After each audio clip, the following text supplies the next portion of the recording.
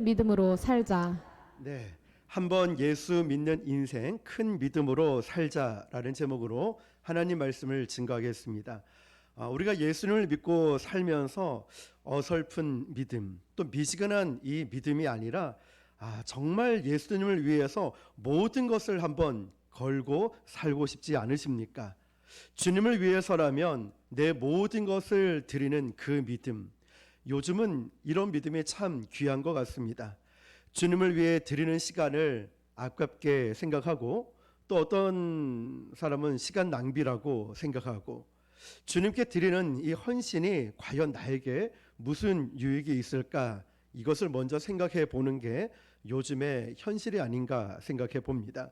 그러한 시점에서 오늘 말씀 제목처럼 우리가 한번 예수 믿는 인생 정말 큰 믿음으로 사는 그러한 결단이 오늘 있기를 주님의 이름으로 축복합니다. 자, 살아있는 교회는요, 말씀을 가르치는 교회입니다. 말씀이 선포되는 교회인데요, 교회가 건물이 있느냐 없느냐는 그렇게 중요하지 않습니다. 더 중요한 것은 그 교회에 말씀이 있느냐 없느냐입니다. 그런데 이 말씀을 듣고 중요한 것은 이 말씀이 믿어지느냐, 이게 참 쉽지 않은 문제인 것 같습니다. 나도 좀 믿고 싶고 말씀대로 살고 싶은데 생각처럼 잘 되지 않는다는 거죠. 믿으려고 하면 이 믿어지면 참 좋은데 이게 쉽지 않아요. 사람의 노력으로도 되지 않는다는 거죠. 이 말씀의 씨가 우리 마음밭에 떨어질 때에 부화되는 이 과정이 필요합니다.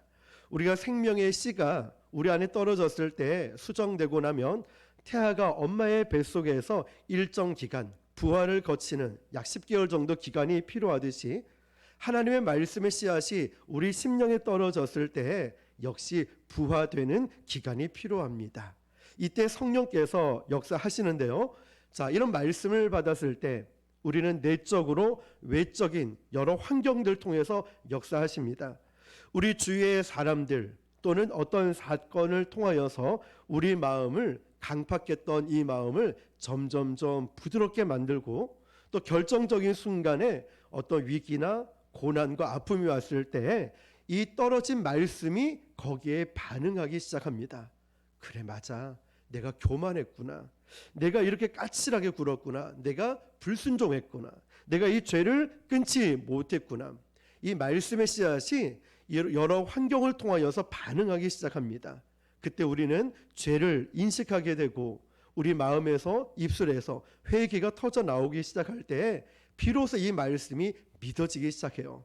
맞아, 말씀대로 살아가야지, 말씀이 능력이구나, 역시 하나님 말씀밖에 내가 의지할 게 없어 라는 것 말이죠. 자, 그럼 여러분, 구원을 받고 나면 이게 끝나는 것일까요? 아니죠. 이제는 천국 갈 때까지 이 믿음이 성장되어야 합니다. 이 믿음을 업그레이드 시킬 수 있도록 하나님이 우리를 도와주십니다. 여기서 중요한 것은 믿음의 방향성이 굉장히 중요합니다. 나무도요, 대패질할 때 결을 따라서 해야 되죠. 우리는 흔히 이런 말 하죠. 속도보다 방향이 중요하다고. 아무리 멋진 스포츠카를 운전해서 가도요, 길을 잘못 들면 이건 소용없습니다. 믿습니다 라고 해서 되는 게 아니라 제대로 방향을 잘 잡아야 한다는 것이죠. 성경이 말하는 제대로 된 믿음의 방향은요, 하나님의 성품에 따라 믿는 것입니다. 아무리 직분이 높고 교회를 오래 다니고 아무리 기도를 많이 한다고 해도요, 자기 욕심과 자기 감정에 사로잡혀서 하나님의 성품에 위배되는 기도를 하게 된다면 이건 절대로 응답이 되지 않습니다. 예를 들면 교회 대항 축구 시합을 합니다. 축구 대회를 하는데 A 교회가 있고 B 교회가 있어요. 서로 기도 많이 하고 성령 충만한 교회인데 게임 나가기 전에, 축구하기 전에 서로 기도를 합니다.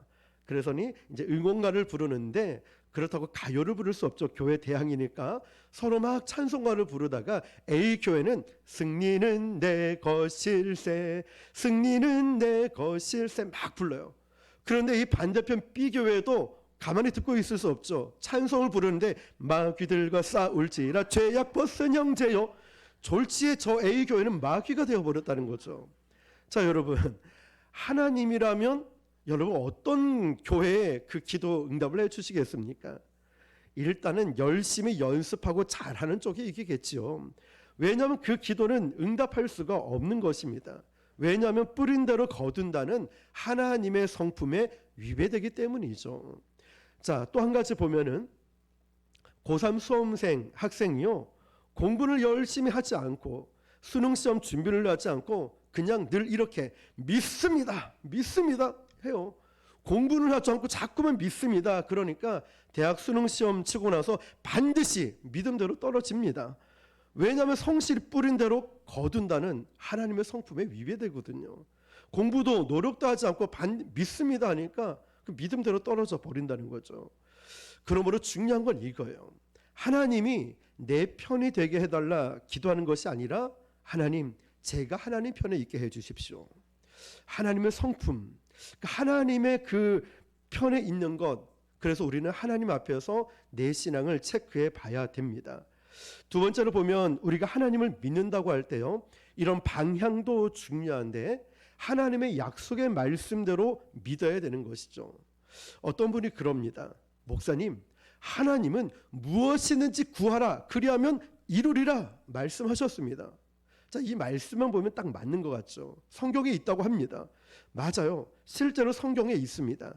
그런데 이 분은 무엇을 빠뜨렸는지 요한복음 15장 7절 한번 읽어볼까요? 시작. 너희가 내 안에 거하고 내 말이 너희 안에 거하면 무엇이든지 원하는 대로 구하라 그리하면 이루리라. 아멘. 제일 중요한 한 부분을 빠뜨렸죠.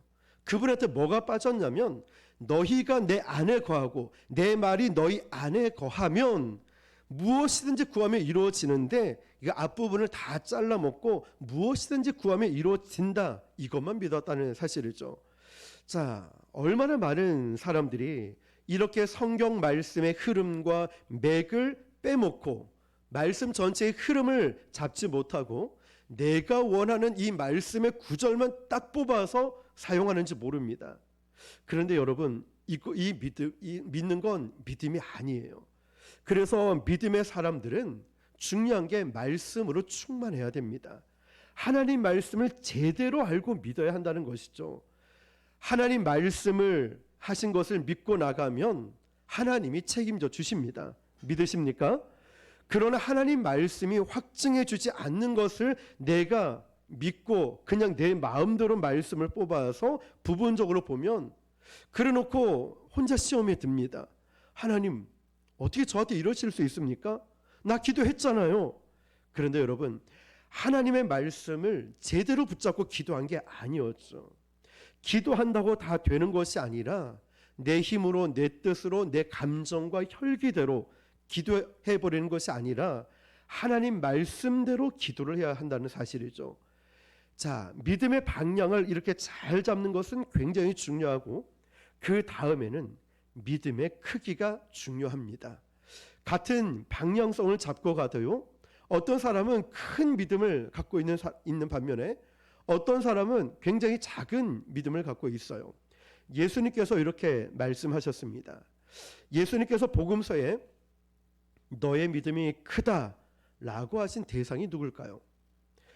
굉장히 뜻밖의 사람들이었습니다. 성경을 잘 모르는 로마의 백부장, 천대받던 이방인들, 그리고 가나안의 여인, 이런 사람들한테, 정말 우리가 뜻밖의 사람한테 예수님이 너의 믿음이 참 크다 칭찬을 하셨습니다. 백부장에게도 이만한 믿음을 이스라엘에서 본 적이 없다 말씀하셨어요. 반면에 믿음이 적은 자여, 너 어떻게 하려 그러느냐, 누구에게 말씀하셨을까요? 3년 동안 예수님께 제자 훈련을 받았던 수제자 베드로에게 하신 말씀이에요. 믿음이 적은 자여, 어떻게 하려고 그러느냐. 여기서 우리가 받는 교훈이 뭘까요? 교회를 오래 다녔다고 해서 믿음이 커지는 게 아니었어요. 성경을 많이 안다고 해서, 직분이 높다라고 해서 큰 믿음을 갖는 게 아니라는 사실이죠. 큰 믿음은 어떤 믿음일까요? 여러분, 오늘 이 말씀을 통하여 저도 여러분도 이런 큰 믿음을 가질 수 있게 축복합니다. 왜냐하면 큰 믿음은 큰 은혜를 끌어내고, 큰 믿음은 큰 능력을 끌어내고 크신 하나님의 능력을 체험할 수 있기 때문이죠. 자, 그렇다면 큰 믿음은 어떤 믿음일까? 누가복음 7장에 보니까요, 예수님께서 큰 믿음을 가졌다고 칭찬하신 로마 백부장 말 속에 큰 믿음에 대한 바로 대안이 나옵니다. 이게 뭐냐면 6절부터 8절 시작. 예수께서 함께 가실 때 이에 그 집이 멀지 아니하여 백부장이 벗들을 보내어 이르되 주여 수고하지 마옵소서 내 집에 들어오심을 나는 감당하지 못하겠나이다. 그러므로 내가 주께 나아가기도 감당하지 못할 줄을 알았나이다. 말씀만 하사 내 하인을 낫게 하소서. 나도 남의 수하에 든 사람이요 내 아래에도 병사가 있으니 이더러 가라 하면 가고 저더러 오라 하면 오고 내 종더러 이것을 하라 하면 하나이다. 아멘.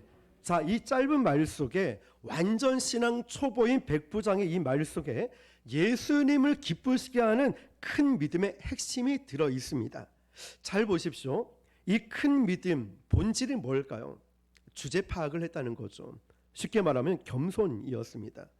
로마의 백부장은요, 감히 자신의 집에 예수님을 맞아들일 자격이 없는 집이라는 거예요. 그런데 과연 그럴까요? 인간적으로 생각하면 그게 아니거든요. 왜냐하면 이 로마 백부장은 지금 로마 식민지 가운데 탑에 있는 장교거든요. 우리식으로 말하면 일제 시대 때 그 지역의 총사령관과 같은 계급이에요. 날아다니는 새도 나는 새도 떨어뜨릴 수 있는 권력자의 집이라는 거죠. 적어도 자랑스럽게 우리 집 정도 돼야 예수님을 모실 수 있지, 이만큼 자랑할 수 있는 집이란 말이에요. 그런데 그런 사회적 지위와 힘을 가졌는데 로마 백부장은 인간적인 시각으로 예수님을 본 게 아니라는 사실이죠. 인간들끼리 자기가 높지만 하나님의 아들 예수님을 모시기에는 이 집은 너무나 누추하고 아무것도 아니라는 거예요. 이런 겸손이 로마 백부장에게 있었습니다. 이런 겸손이 밑에 깔려 있으니까 자연스럽게 이런 말이 나오겠죠. 사랑하는 여러분, 겸손은 나를 낮추는 것이 아니라 예수님을 높이는 것입니다. 겸손은 나를 낮추는 것이 아니라 예수님을 높이는 것입니다. 하나님을 주인으로 모시는 믿음은 다릅니다. 같은 문제가 있어도요, 이 문제가 터졌네, 주님 앞에 맡깁니다. 주님의 뜻대로 주님의 타이밍에 해결해 주십시오, 맡깁니다. 자기 위치를 아는 믿음이 큰 믿음이죠. 저는 저와 여러분들이 이런 겸손이 있기를 축복합니다. 백부장이 바로 그런 겸손이 있단 말이죠. 그리고 이 백부장은 예수님의 능력의 차원이 자기와는 다르다는 것을 알았습니다. 백부장이 예수님이 그래 너희 집에 가자라고 하실 때 오시지 말라고 합니다. 안 오셔도 예수님 말씀만 하시면 하인이 나을 것을 저는 믿습니다 라는 거죠. 자, 여러분, 우리가 유명하고 훌륭한 그 목사님이 오셔서 나에게 안수를 해준다, 우리 집에 오신다, 기도해 주신다, 예배를 드려 주신다, 이러면 어때요? 마치 뭔가 좀 될 것 같은 이런 믿음이 확 생기지 않습니까? 지금 이 백부장의 말이 이겁니다. 대단한 믿음을 지금 갖고 있는 거예요. 왜냐하면 지금까지 그렇게 말한 사람이 단 한 사람도 없었거든요. 구약시대 때 보면 항상 선지자가 와서 손을 얹고 기도해 주거나 물리적인 그 공간 집에 가야 되거나 그렇게 해서 낫게 해 주셨지, 거리가 멀리 떨어져 있는데 시간과 공간을 초월해서 말씀만으로 나을 거라는 믿음을 이스라엘 사람 아무도 가진 적이 없었거든요. 그런데 백부장이 지금 그 말을 하고 있는 거예요. 그 말을 하면서 뭐라고 얘기하냐면, 저도 내 부하가 있어서 오라고 하면 오고 가라고 하면 갑니다, 이 얘기를 합니다. 왜 이 얘기를 했을까요? 예수님은 천지 만물을 다스리시는 하나님이라는 것을 이 백부장이 지금 알고 있다는 사실이에요. 시간 중요하지 않다는 거예요. 공간, 장소, 이거 중요하지 않다는 거예요. 우리도 때로는 목사님이 오셔야지만이, 아니면 누군가가 와서 기도하셔야만 되는 거로 생각을 하고, 그래야 마음이 편하다 하지만 정말 중요한 것은 하나님의 말씀이 내 안에 우리 가정에 있는가, 하나님이 나에게 말씀하시는가, 이게 더 중요하지 않겠습니까? 그래서 이 백부장이 지금 이걸 알고 있는 거예요.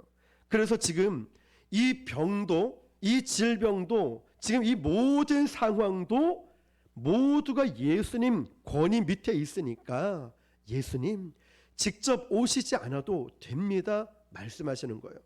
예수님은 천지를 다스리는 문제 위의 권위자이시기 때문에 말씀해 주십시오. 그러면 시간과 공간을 초월해서 예수님의 말씀대로 응답되고 병고침의 역사가 나타날 줄 믿습니다. 이 고백을 하는 거예요. 자기와 차원이 다르다는 걸 인정했다는 거죠. 자, 여러분, 굉장히 큰 믿음 아닙니까? 오늘 읽은 11장 1절 말씀처럼 믿음은 바라는 것들의 실상이요 보이지 않는 것들의 증거라고 했습니다. 눈에 보이는 걸 믿는 건 과학이죠. 이건 믿음이 아니죠. 예수님은 우리가 믿고 선포하는 만큼 우리에게 역사하십니다. 저는요, 요즘 금요 기도회가 뜨겁고 이러니까 또 이런 마음이 들어요. 어떤 분에게 손을 얹으니까 제 몸이 막 뜨거워지고, 어떤 분은 막 방언이 막 터지기도 하고, 어떤 분은 막 갑자기 뜨겁게 기도하시는 걸 봐요. 또 어떤 분은 병이 고침받았다, 기도 응답받았다, 이런 연락을 받기도 해요. 그런데 저는 이런 생각이 들었어요. 나는 아무것도 아닌데 그냥 순종해서 손을 얹었는데 어떻게 이분에겐 이런 역사가, 저분에게 이런 능력의 역사가 일어날까 생각해 보니까 중요한 것은 그 성도의 믿음이었구나. 무슨 말일까요, 여러분? 지금 우리가 믿고 선포하는 만큼 남을 받았다, 고침을 받았다, 문제 해결 받았다 선포하는 것만큼 하나님이 나에게 믿음으로 역사하시더라고요. 그래서 큰 믿음은요, 이 능력 있는 사역을 위한 필수 조건이었습니다. 우리가 주의 일을 하기 위해서 필요한 게 큰 믿음이라는 거죠. 헨리 블랙거비라는 이 목사님의 글에 이런 글이 쓰여 있습니다.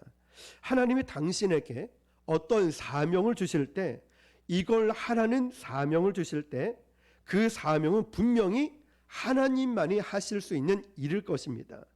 당신의 힘으로 감당하기에 불가능한 일일 것입니다. 자, 그런데 애초부터 하나님은 내 힘으로 이 일을 불가능한 사명을 주셨다는 거예요. 내 힘으로 할 수 없다는 거죠, 처음부터. 그런데 우리는 어떻게 합니까? 사명을 받으면 기도를 통하여 아니면 목사님을 통하여 어떤 사명을 하나님께서 주셨어요. 저에게, 여러분에게. 그러면 우리는 어떻게 반응할까요? 나에게 있는 자원을 먼저 봅니다. 나 돈 없는데? 나 시간 없는데? 나랑 같이 일할 사람 없는데? 나 노래 잘 못하는데? 나 이것도 잘 못하는데? 그러면서 뭐라고 할까요? 주님, 저 이거 못합니다. 사명을 주셨는데 주님, 저는 이래서 못하고 저래서 못하겠습니다 라고 합니다. 이게 뭐가 잘못된 걸까요? 지금 이 사람은 뭘 놓쳤을까요? 하나님께서 처음 사명을 주실 때부터 어차피 우리 힘으로 못할 것 알고 계셨어요. 그래서 기대하지 않으셨어요. 자, 나의 능력은 이만큼인데 하나님 나에게 이만한 사명을 주셨다는 거예요. 이게 무슨 말일까요? 하나님은 이만한 사명을 주시고 나서 너 능력은 이거밖에 안 되는 건 나도 알아. 그렇지만 이만한 사명을 주시고 나서 너에게 그만한 감당할 능력을 너에게 주겠다, 이 뜻인 거예요. 사명을 주셨다는 것은 감당할 힘과 능력을 주셨다는 거예요. 그러므로 사명받은 사람은요, 내 힘보다 능력보다 아무리 큰 사명을 받았다 할지라도 그 사명을 붙들고 기도의 자리로 가야 되는 거예요. 잠잠히 기다리면 하나님의 능력이 우리에게 부어지고 감당할 수 있는 능력과 힘을 주신다는 것이죠. 그러면서 우리는 사명을 감당해 나갈 텐데, 우리는 큰 사명을 받으면 제일 먼저 뭘 생각하냐면, 나 돈 없어요, 나 시간 없어요, 능력 없어요, 실력도 없고 주변에 사람도 없고 나는 못합니다. 하나님 앞에 거절해 버려요. 하나님은 그거 다 알고 계시거든요. 그런데 사명을 주시고 나서 하나님은 저와 여러분에게 능력을 주시려고 하다가 저 못하겠습니다, 이렇게 능력도 끊어져 버리는 거예요. 그래? 그러면 보자. 누가 순종할 사람 없나 보시면서 그 순종하는 다른 사람에게 사명을 감당할 능력을 주시는 거예요. 그래서 우리는 어떤 사람을 보니까 이런 거예요. 하나님은 왜 저 집사님만 이뻐하지? 하나님은 왜 저 권사님에게만 능력을 주지? 왜 나한테 없는 돈, 나한테 없는 능력, 아이디어, 사람들 왜 저 사람에게만 다 주지? 왜일까요, 여러분? 잘 보면 그 집사님은, 그 권사님은 순종을 참 잘해요. 환경, 조건, 내가 가진 자원을 보는 게 아니라 하나님이 딱 말씀하시면 거기에 토를 달지 않고, 주님, 저 연약한 거 아시죠? 그렇지만 제가 순종하겠습니다. 그분들을 보면 순종을 참 잘해요.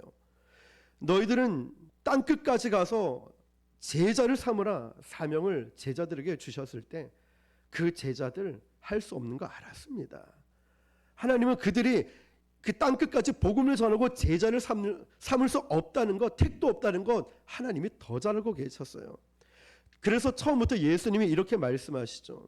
괜히 너희들의 힘으로 하려 하지 말고 자 가서 성령이 임하기를 기다려라. 기도하면서 기다려라. 기도하면서 기다렸더니 성령이 120명 성도들에게 왔잖아요. 능력이 임하지 않았습니까? 그런데 처음 그 사명을 들은 사람은 120명이 아니라 500명이었습니다. 그런데 와서 기다리면서 기도한 사람은 120명밖에 안 돼요. 나머지 380명은 어디로 갔을까요?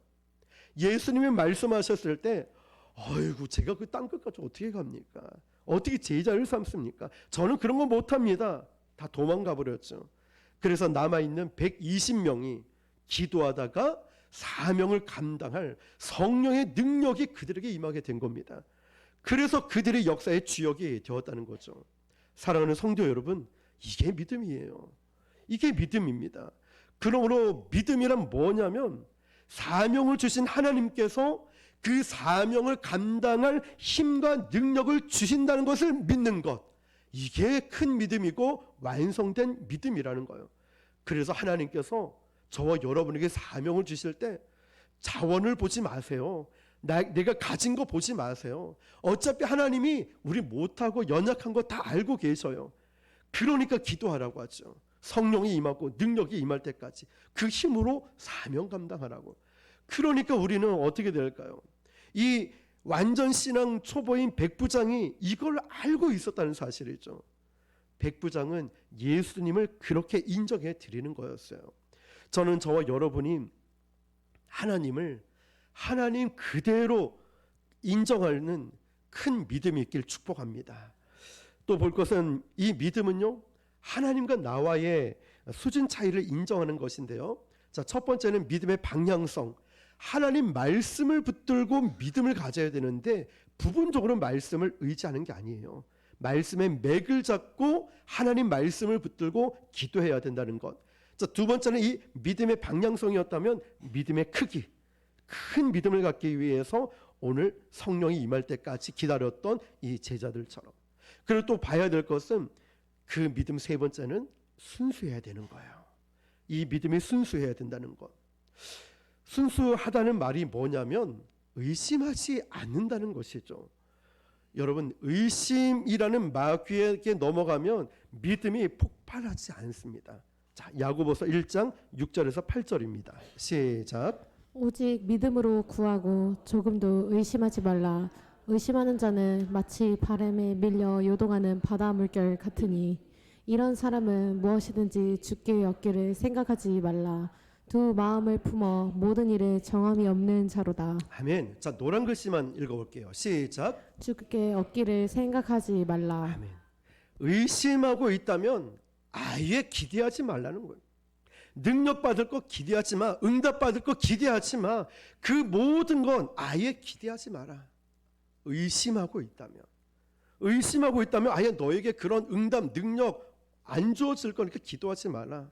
여러분, 우리가 믿음을 가지려고 하면은 사탄은 우리로 하여금 자꾸만 하나님의 능력을 의심하게 만들어요.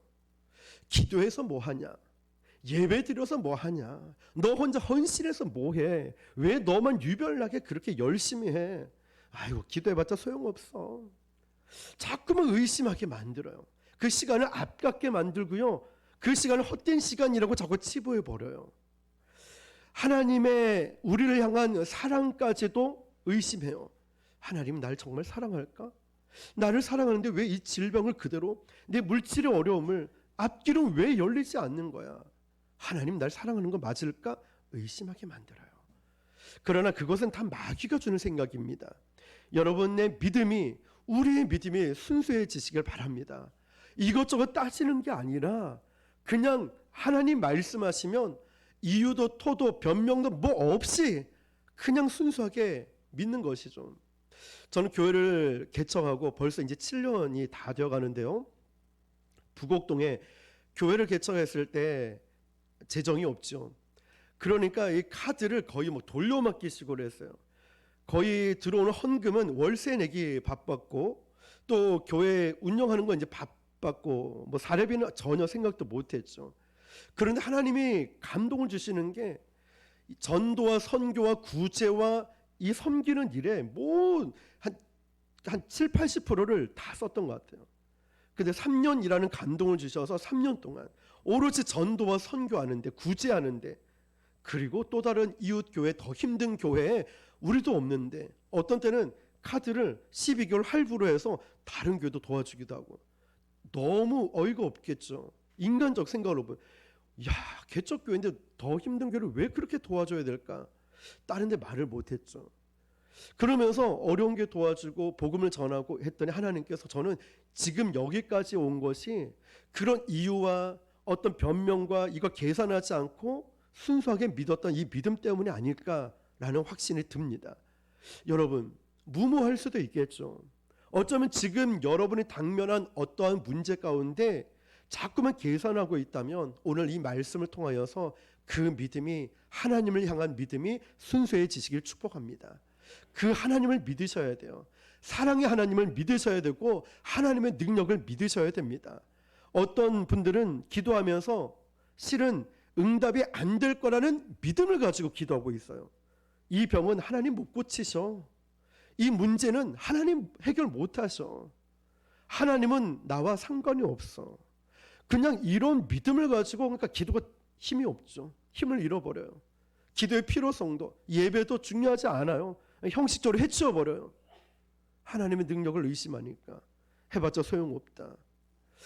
여러분, 기도 응답이 안 될 거라는 믿음을 가지고 기도하니까 응답이 없는 거고, 오늘 말씀 1절, 2절을 한번 우리 다시 한번 읽어볼까요? 시작. 믿음은 바라는 것들의 실상이요 보이지 않는 것들의 증거니 선진들이 이로써 증거를 얻었느니라. 아멘. 이 말씀의 뜻이 뭘까요?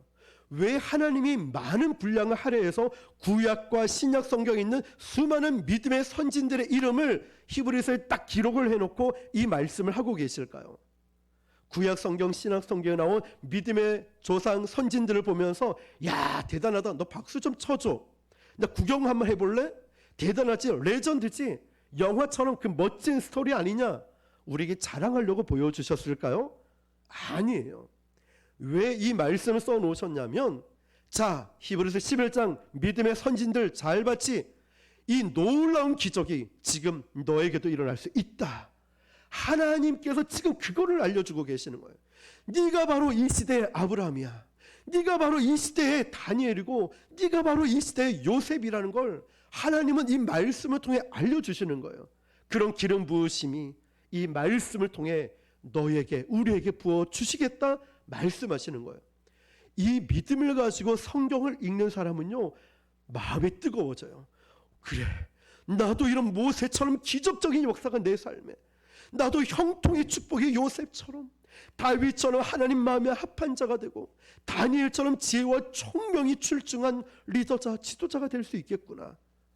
이 말씀을 읽을 때마다 내 것으로 읽는 거예요. 하나님은 지금 너희들이 주인공이야, 이걸 알려주거든요. 믿음의 약속은 이루어집니다.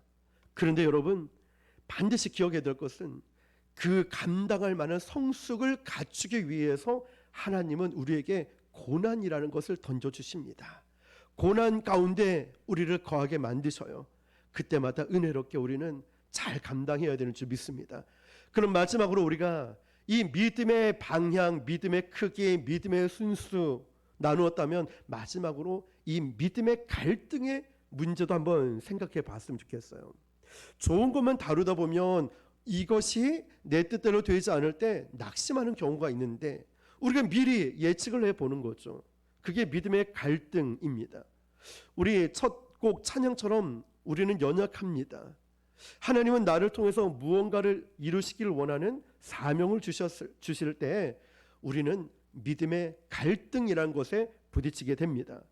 하나님의 말씀을 믿고 가고 싶지만 내 안에 생각이 너무 많아요.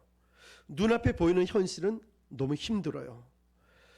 자, 아브라함을 보면 75세 나이에 너는 본토 친척 아비 집을 떠나 내가 너에게 지시할 땅으로 가라.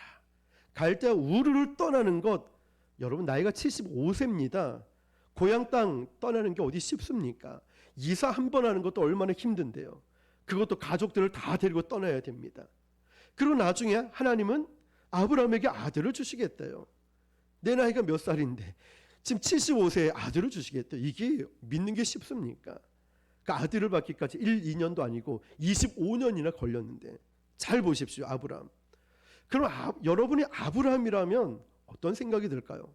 하루하루가 매일 의심이 될 거예요. 야, 내가 무슨 아들을 낳는다고?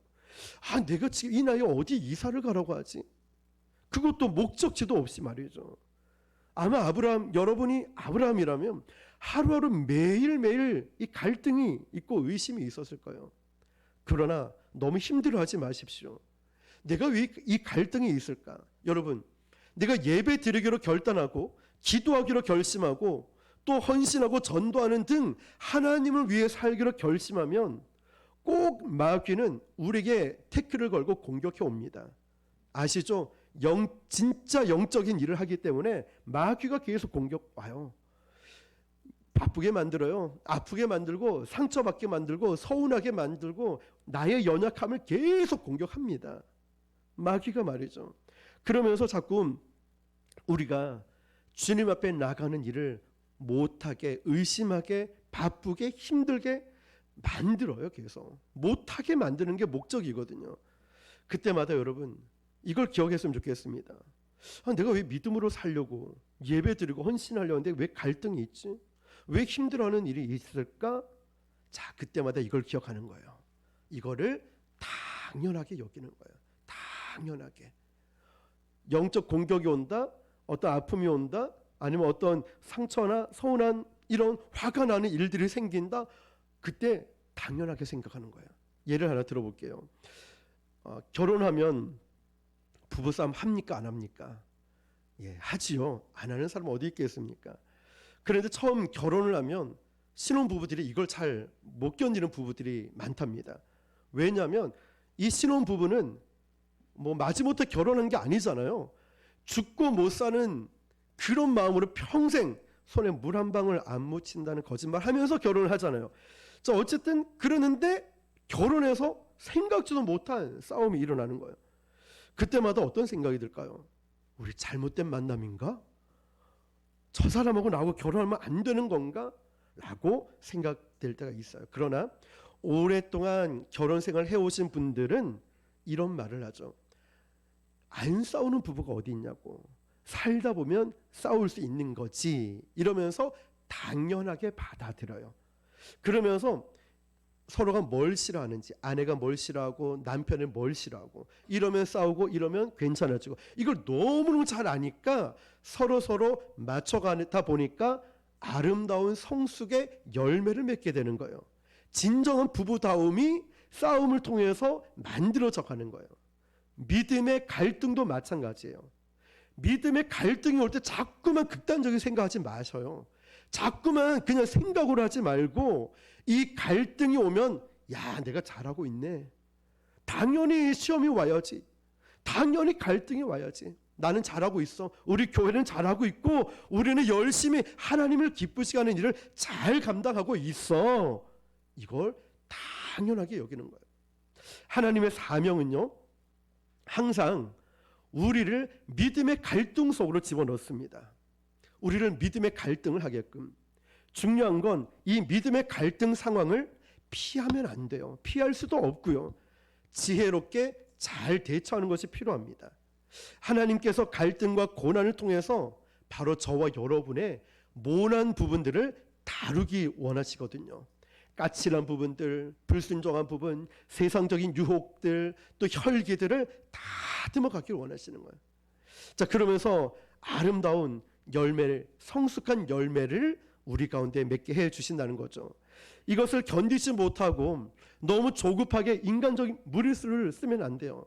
아브라함의 아내 사라처럼 아기를 못 낳으니까 여종 하갈을 통하여서 이스마엘을 낳게 하고, 이런 식으로 하면 안 되는 거죠.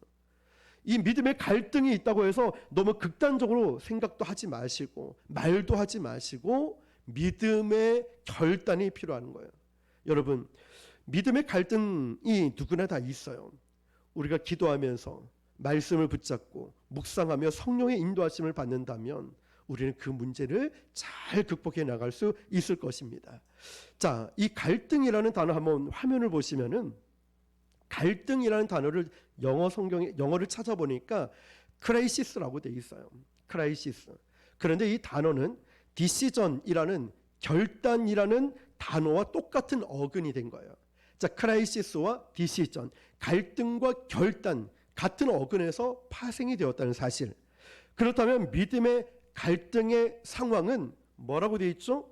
믿음의 결단을 내려야 되는 전환점이라는 거예요. 자, 아시겠어요, 여러분? 나에게 믿음의 갈등이 옵니까? 이걸 어떻게 해야 될까? 저렇게 해야 될까?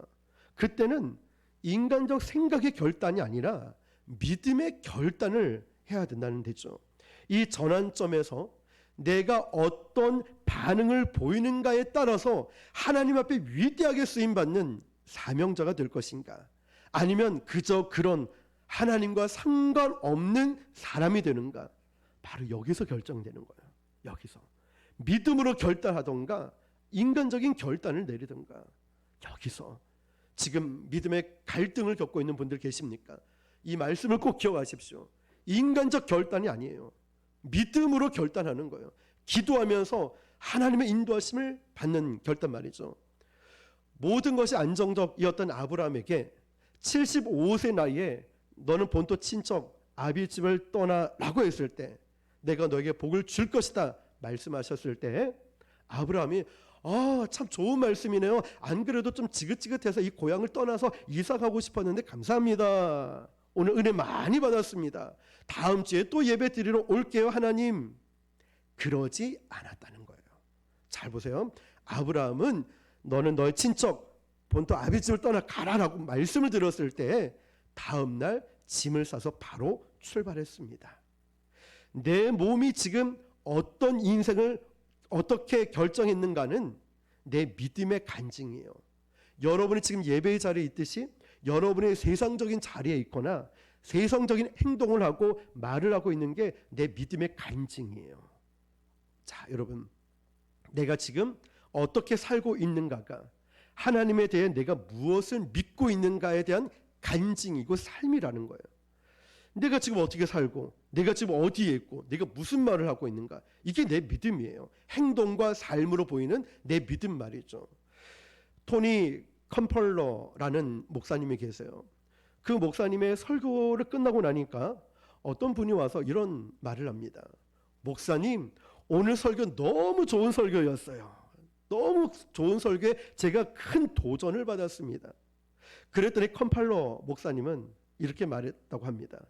성도님, 이제 도전 그만 받으시고 변화를 받으십시오. 그게 나에게 주는 최고의 칭찬일 것입니다. 도전 그만 받고 변화를 받으라는 거죠. 믿음의 갈등 속에서 몸이 움직여야 되는 거예요. 순종하고 있어야 돼요. 믿는다고 해서 하나님이 다 해주실 거야, 나는 아무것도 안 하고 가만히 있는 것이 아닙니다. 믿음의 응답은 순종이라는 바구니에 담겨서 응답이 오거든요. 나에게 필요한 건 순종이에요. 그래서 사실 이 순종은 쉽지가 않습니다. 쉽지 않죠. 마음의 갈등 상태에 있더라도 중요한 건 이거예요. 내 몸을 움직이는 거예요. 한 가지 보면 아브라함요, 그렇게 어렵게 얻은 아들 이삭을 이제 20대에 막 들어선 꿈 같은 이 청년 이삭을, 여러분 예를 들어서 유학 보내고 군대 다 갔다 오고 좋은 대학 나온 이 꽃과 같은 눈에 넣어도 아깝지 않은 이 청년 아들을 모리아산에 가서 제물로 바치라고 했을 때 어느 부모가 쉽겠습니까? 제 생각은 밤새 아브라함이 펑펑 울었을 것 같아요. 하나님, 눈에 넣어도 아깝지 않은 아들을 왜 제물로 바치라고 합니까? 왜 바치라고 합니까? 아마 아브라함은 밤새 울었을 것 같아요. 거기서 멈춘 게 아니라 그 다음날 새벽에 마음이 너무 고통스럽고 힘들고 피곤하고 괴롭지만 새벽에 아브라함은 일어나서 짐을 싸서 이삭을 데리고 모리아 산으로 걸어가고 있었다는 사실. 사흘 밤낮을 걸어가면서 아브라함은 가면서도 아들을 바치라고, 이 아들 다시는 못 보면 어떡해, 이 아들을 바치라고. 아브라함은 마음은 괴로웠지만 몸은 순종의 길을 걷고 있었다는 거예요. 여러분, 믿음의 순종이 꼭 내가 100% 확실히 있어야지만 순종할 수 있다라고 생각하십니까? 100% 성령 충만해야지만이 예배 드릴 수 있을까요? 100% 최상의 컨디션일 때만 내가 순종할 수 있다고 생각하십니까? 100% 완전해야 내가 사명 감당할 수 있다고 생각하세요? 그럼 저부터가 이 자리에 못 서죠. 제가 100% 좋은 컨디션으로 영적으로 좋은 상태에서 설까요? 아니에요. 저 역시도 하나님, 제가 말씀을 전하다가 주님 부르시면 가겠습니다. 그렇지만 제가 순종의 발걸음으로 이 자리에 서겠습니다. 날마다 그 씨름과 싸움을 해서 몸을 그냥 이 자리로 가는 거예요. 우리가 어떨까요, 여러분? 때로는 하나님, 제가 너무 힘이 들어서 몸의 기력이 20%밖에 없어요. 아니 30%만 저는 확신이 있고 70%는 여전히 갈등과 여전히 고민과 여전히 몸도 힘들고 컨디션이 최악이에요. 그런데 몸이 움직이고 있는 거예요. 이게 저력이죠. 이게 믿음이라는 겁니다. 이게 믿음이에요. 내 감정과 이성은 아직도 여전히 갈등 상태에 있지만 하나님의 말씀이니까 내 몸이 먼저 순종해서 그 자리에 가는 거예요. 몸을 움직이니까요, 감정과 이성에도 불구하고 몸을 움직이니까, 순종하니까 그때 깨닫는 하나님의 특별한 은혜가 있더라고요. 와, 이 찬양을 통해 저에게 이런 은혜를 주시려고, 말씀을 통해 오히려 저는 제 자신이 은혜 받을 때가 있어요. 이야, 이 말씀을 저에게 주시려고. 저는 깜짝깜짝 놀라는 게 우리 교회에 딱 필요한 말씀들을 하나님이 그때그때 주시고, 제가 방황하고 무엇을 어떻게 갈피를 못 잡고 있을 때 저는 설교하면서 확신을 얻어요. 그렇구나. 힘들고 지치는데 이 말씀이 얼마나 위로가 되고 방향의 길잡이가 되는지 몰라요. 자, 여러분, 어떤 때는 믿음으로 찬양하는데 어떤 때는 힘들죠. 몸도 마음도. 근데 순종이 제사보다 낫다 하기에 내 마음과 몸을 끌고 온 거예요. 그러더니 내가 막 변화되기 시작해요. 믿음의 갈등 상황에서 중요한 것은요, 내 몸을 움직여서 이 몸이 먼저 순종하는 것이에요. 이때 필요한 게 바로 인내이죠. 하나님의 타이밍과 나의 방법이 다르다는 것을 알아야 되죠. 때로는 기도 응답을 받았는데도 이 응답인지 모르고 지나칠 때도 있어요. 왜냐하면 내 각본대로 응답이 되지 않았었거든요. 아브라함이라고 처음부터 믿음이 강했던 게 아닙니다. 여호수아라고 처음부터 100% 여리고성이 무너질 거다 믿음으로 시작한 게 아니었어요. 여호수아가 여리고 돌진할 때 이길 거라는 확신도 없었어요. 근데 여러분, 여호수아의 힘은 마음이 불안하고 두렵고 떨리고 때론 의심도 들지만, 그러나 아침 일찍이 일어나서 몸을 움직였더니 이기고 승리했다는 거예요. 여리고성이 무너진 거예요. 몸이 먼저 가니까. 그래서 작은 승리를 경험하고 나서 그 다음에 큰 도전도 할 수 있는 거예요. 그러고 보니까 우리 신앙이 그런 것 같습니다. 우리에게 어떤 역경과 고난이 올 때마다 하나님은 그 새로운 차원의 축복과 능력을 주셔요. 내가 이 고난이 올 때마다 난 그런 거 못해요. 믿음이 자라지가 않아요. 나는 그런 거 뭐 이런 일도 못하고 사역도 못하고 이거 못합니다. 그러니까 늘 못해요. 늘 못해. 근데 어떤 분은 그럼에도 순종하고 그럼에도 찬양하고 그럼에도 예배했더니 믿음이 막 자라나기 시작하는 거예요. 막. 하나님이 우리에게 생각지도 못한 막 은혜를 주시고 막 기적을 주시고 능력을 주시고 기쁨과 평안을 주기 시작하는 거예요. 믿음의 역량이 커졌다는 거죠. 그러므로 여러분이 계속해서 하나님과 친밀한 관계를 유지하는 것이 중요합니다. 그래서 날마다 우리는 새롭게 하나님을 의지하는 믿음이 필요한 거죠. 왜냐하면 내가 지금 믿는 것만큼 하나님이 책임져 주셔요. 내가 믿는 것만큼 말이죠. 그러나 반대로 내가 믿지 않는 건 내가 책임져야 되는 거예요. 여러분이 책임질 자신이 있으면 하나님 믿지 말고 내 자신을 믿고 여러분이 책임지십시오. 책임질 자신이 없으면 하나님을 많이 믿으십시오. 계속 믿으십시오. 온전히 믿으십시오. 난 내가 책임질 수 없으니까 나 하나님께 다 맡깁니다. 여러분, 내가 하나님을 믿는 것만큼 하나님은 나를 책임져 주십니다. 그럼 하나님이 나를 책임져 주시니까 우리에게 뭐가 올까요? 평안함이 오고 담대함이 오는 거죠. 자, 이건 여러분의 선택입니다. 그래서 믿음이 커질수록 나에게 평안함과 기쁨이 오고 또 그럴수록 내가 이 조그만한 것 승리를 경험하고 나니 나 이것도 하겠습니다. 저것도 이런저런 할 수 있는 믿음이 큰 믿음으로 자라나게 되는 거죠. 히브리서 11장 6절 보면 믿음이 없이는 뭐라고 되어 있을까요? 하나님을 기쁘시게 못한다고 했어요. 헌금을 아무리 많이 해도요 하나님을 결정적으로 기쁘시게 못합니다. 교회 일을 아무리 많이 해도요 하나님을 결정적으로 기쁘시게 못합니다. 하나님은 어떤 때 기뻐하신다고요? 믿음이 있을 때예요. 믿음. 그 믿음이 있을 때 하나님이 기뻐하시니까 우리에게 성령을 부어주고 하나님의 임재를 경험하고 능력을 부어주시고 부흥을 주시고 다 같이 교회를 다니는데요 예수 믿고 신앙생활 하지만 똑같은 인생을 사는 게 아니더라고요. 아시죠? 똑같이 예배의 자리에 있는데 어떤 분은 오늘 큰 은혜를 받고 어떤 분은 졸다 주무시다 자다 가는 분도 있고 자 여러분 다 같은 능력이 있는 인생이 아니었어요. 중요한 포인트는 이거예요. 큰 믿음이 있어야 된다는 것. 그래서 오늘 말씀 제목처럼 여러분 우리 한번 이 땅에 예수 믿고 사는 인생 큰 믿음으로 살지 않겠습니까? 하나님 저에게 큰 믿음을 주셔서 아깝고 손해보는 것이 아니라 마음껏 주님께 드리고 싶습니다. 마음껏 믿음으로 헌신하고 믿음으로 예배하고 찬양하고 기도하고 전도하며 마음껏 주를 위해 드리고 싶습니다. 이런 믿음 아깝지도 않고 손해보지 않는 최고의 가치 하나님을 기쁘시게 하는 큰 믿음 저와 여러분에게 오늘 있기를 주님의 이름으로 축원합니다. 기도하겠습니다. 오늘 주신 말씀을